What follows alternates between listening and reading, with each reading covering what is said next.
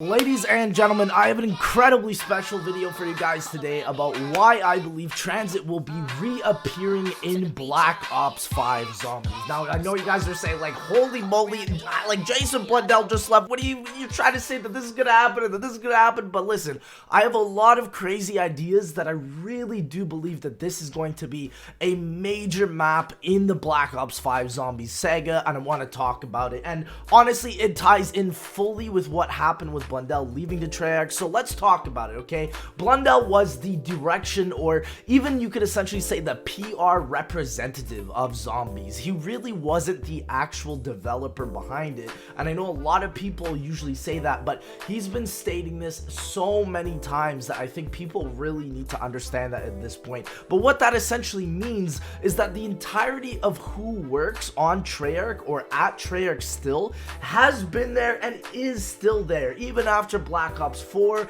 even after everything with Jamie Zielinski, they are still there, okay? And even the people from World at War that started Nocturne Totem, they are still there. And listen, we've learned this from BO4 that you don't want to tackle too much with your game developers, okay? You don't want to be too much, but also on the flip side with what we've seen with Black Ops 4, you don't want to do too little with not enough developers. So what I'm trying to say here really is that when you're developing a game, there's a healthy balance, and it is very, very important to note that in Black Ops 4, like we've seen before with Blackout, things can change tremendously in terms of where development times goes if a BR mode were to happen again, or maybe this time, now that Activision and Treyarch have really understood how much work it is to make a BR, an MP, and a Zombies mode, maybe they will have a lot more dedication in terms of their actual groups. But this is what I believe realistically, right? I believe that in July 2019, when Kotaku had released their article about Jason Blundell leaving, I don't know if it was Kotaku, but I know an article was placed and it has now been deleted,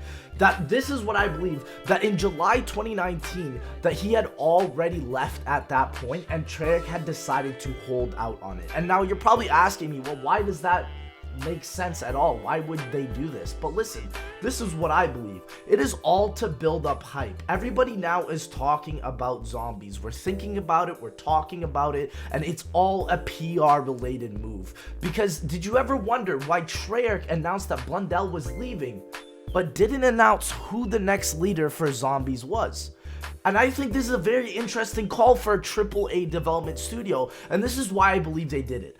I believe wholeheartedly that Lee Ross will truly be the next main game developer for Zombies. It makes sense to me why they would choose not to announce it right now, as people would be a little bit discouraged knowing that the IW Zombies director would be in charge of Treyarch.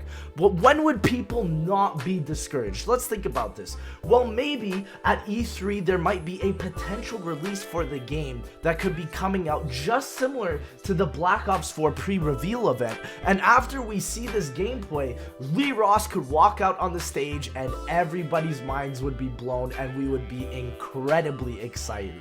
And to me, this is an absolute surefire PR plan that would totally work for the game. And for people worried about the story as well, we've got Craig Houston still working there. He's developing the story for whatever he chooses to bring in, and I highly doubt at this point now that it will be Chaos, because the Chaos storyline is also an underling of both Jason Blundell and Craig Houston, so I really doubt that it would be both of them put together, just working on Chaos. I don't know, that doesn't make sense to me. But the combination, let's talk about this, of Lee Ross on the gameplay side of Zombies next with Craig Houston on the story side, to me is a power duo in my eyes, and it potentially means that this next game will have a heavy emphasis on the gameplay, which makes me incredibly excited, because I don't believe since like Black Ops 2 really that we've had a heavy emphasis on the gameplay. For people discouraged about Lee Ross, let me talk to you about this, and let me remind you really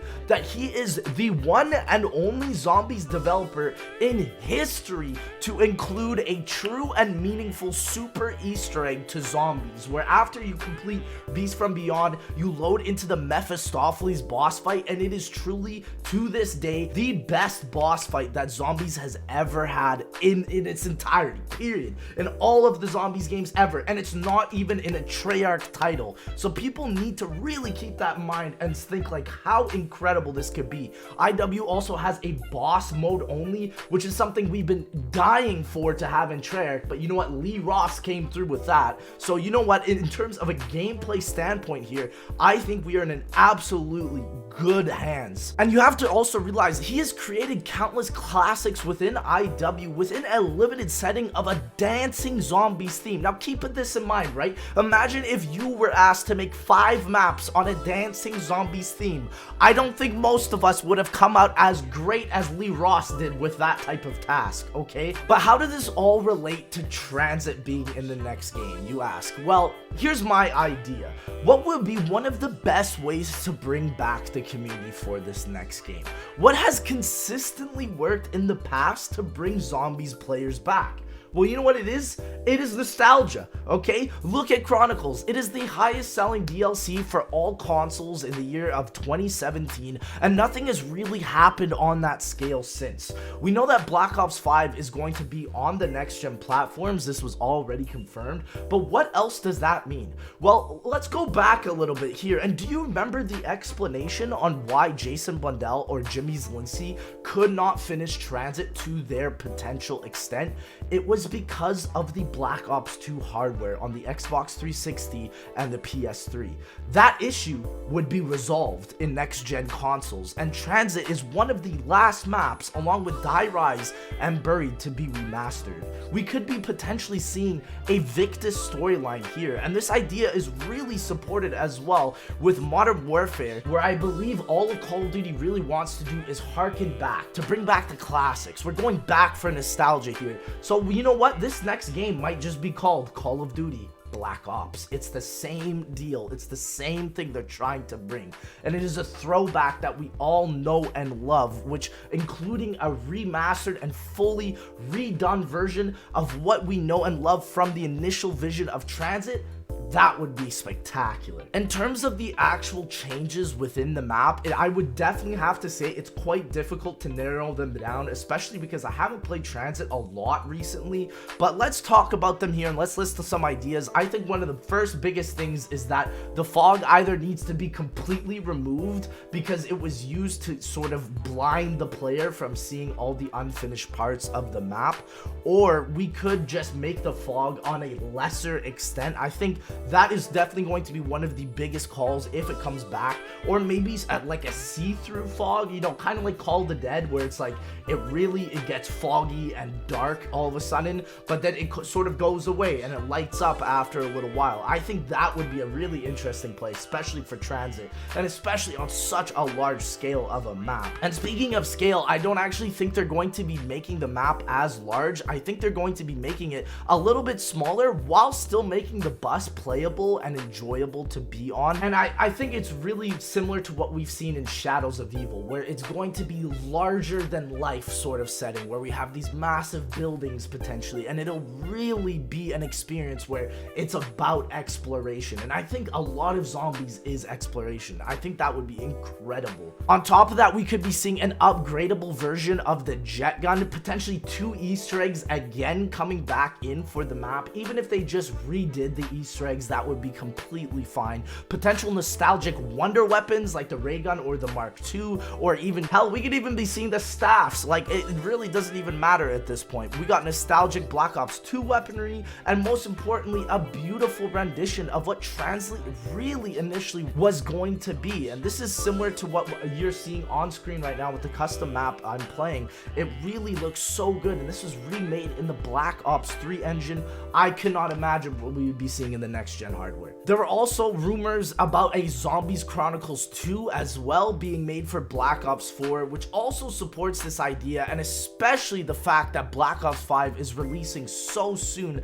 Transit on the new gen consoles might even be completely finished right now and ready to go while they're working on the main map for the game's release at the end of this year. Treyarch, if you could listen to one thing that we all want, just please do not make remasters on the DLC cycle. Either put them in at launch or make us pay for another DLC, because we would rather have original maps for the DLC cycle rather than remasters. And all in all, this just makes me incredibly excited, especially knowing that Lee Ross has had a lot of experiences on larger maps in terms of creation, like Spaceland, even Raven the Redwoods. It's a large map and he knows how to make these maps and make them communicate well with each other. And especially while every single Zombies developer, from Jimmy Zielinski to Jason Blundell, and now with Lee Ross, would be adding their own flair to the map, I would be incredibly excited to see what he has to offer. Many people blame Black Ops 4 for its failures because of its repetitive formula, and this would be completely changed now. We're not innovating for innovation's sake, we're innovating to truly see the initial vision and to capture what was amazing and beautiful about Transit. It is such a unique opportunity that will be a satisfying conclusion to the unfinished map that is Transit. But anyways, guys, I did hope you enjoyed this video. If you did, please make sure to like, comment, and subscribe. Don't forget to comment what you guys believe as well. Am I wrong? Am I going crazy? Let me know. Are you guys